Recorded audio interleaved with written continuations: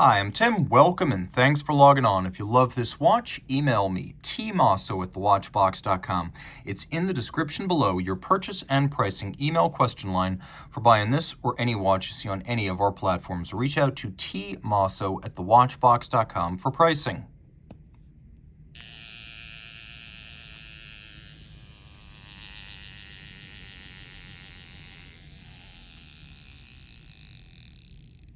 Today, we discuss one of the best values in high horology. Launched in 1997, this is the Girard-Perregaux Traveler 2. It's a GMT, it's an alarm, it's automatic winding, it's stainless steel, and at 38 millimeters in diameter, it's beautifully and versatilely sized.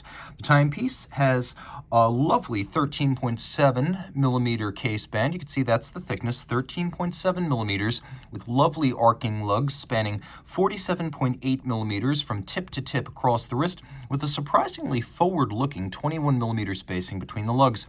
You can see this is the legendary reference 4940, and on my 16 centimeter circumference wrist, it is gorgeous.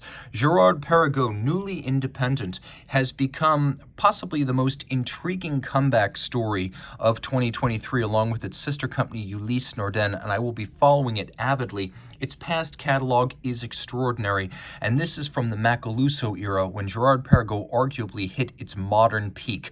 The watch wears beautifully on a 16 centimeter circumference wrist, and you can see that those curved lugs really cradle the wrist. Although they look huge, their span isn't all that great at under 48 millimeters, making this watch suitable for a wrist of 14 centimeters circumference. And it is flat enough to fit underneath a jacket cuff and probably most dress sleeves as well.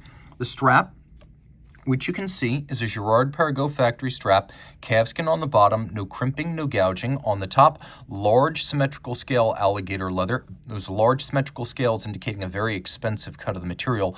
Light brown, you can see there is a sheer cut edge. There is a contrasting stitch with the sort of off-white that matches the cream color of the dial, and then a Girard-Perregaux branded stainless steel pin buckle. The case is graceful. Later Girard-Perregaux cases using this design would become a bit overbearing, simply because with lugs this long and fully expressed, you start making the case much bigger than 40 millimeters, and the watch starts to wear a few sizes larger than its rated size. Here in 38, I'm happy to say, it's just graceful. It doesn't outgrow the wrist. Taking a look, vintage-inspired, unsigned crowns, and then a very, very steeply sloped conical bezel with a flat top and a dramatically cambered sapphire, and I do mean dramatically cambered, designed to clear the hands, and the reason for that is that there are 4 coaxial hands on the dial, including the indicator for the alarm, so they're high stacked. That is why we have this almost plexi-like domed sapphire.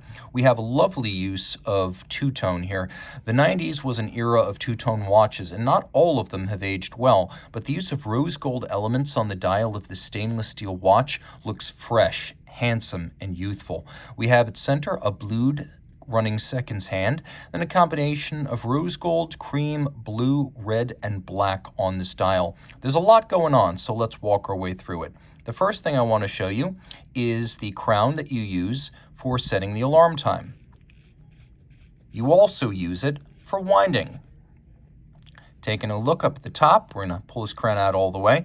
You can see the watch features a hacking seconds function that allows me to set the time. The intermediate position gives me 2 quick sets. One allows me to set the date down at 6 o'clock. The other allows me to set the second time zone up at 12 o'clock. And note that it's in a 24-hour format, so I have 2 time zones, a date, an alarm, hacking seconds, automatic winding. I am spoiled for functionality here. Turn it all over, solid case back, but I can tell you what you're getting. Underneath, it's what Girard-Perregaux calls caliber 2291, an automatic winder with 40 to 44 hours of power reserve, a 4 hertz beat rate, stop seconds, quick set date, independent 12 and 24-hour time zone displays, an alarm, and 31 pivot jewels, all water resistant down to 30 meters. Now, what's fascinating here is that the movement is based on the 1970s era A-Shield 5008. And so we are looking at new old stock 5008s that were modified by Girard-Perregaux to become the caliber 2291. They're very tough, they're reliable, they're universally serviceable, and there's a lot of parts floating around, which is all music to my ears as a collector. So not only do you get a fascinating, historic, vintage alarm dual-time caliber, but you get it in a package that anyone can wear in a watch that could now rightly be called vintage, as this model bowed back in 1997. There is some luminescence. I'm going to show you that now. Absolutely no shortage. You can even set the alarm in the dark because the alarm indicator is luminescent. If you love this watch, and I do, reach out to Team Mosso at thewatchbox.com for purchase and pricing details.